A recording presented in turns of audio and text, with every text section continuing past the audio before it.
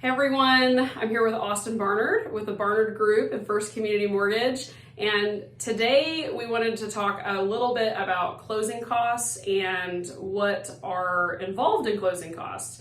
What kind of things are a part of closing costs? So oftentimes your escrow account, so setting up for your property taxes and insurance, we're going to basically take a portion to set that escrow account up. That's going to be included technically in your closing costs. But then outside of that, you have your title fees, your lender's fees, the appraisal, the flood verification, any other kind of third party like tax verifications, things like that. Okay. Is there a general amount or kind of standard percentage of the purchase price that you would recommend somebody trying to have set aside to cover closing costs?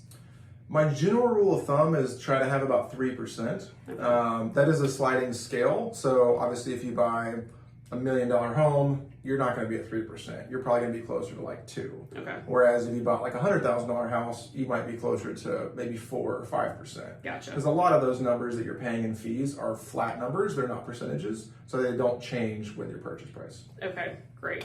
And what are some, tips or recommendations for how someone might cover closing costs?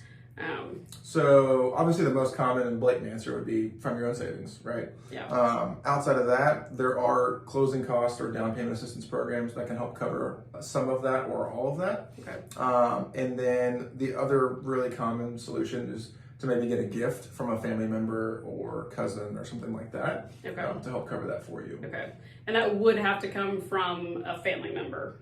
It would. There's a pretty specific list of people that can actually gift you funds. But for the most part, I always just say anticipate it being your family. Okay, great.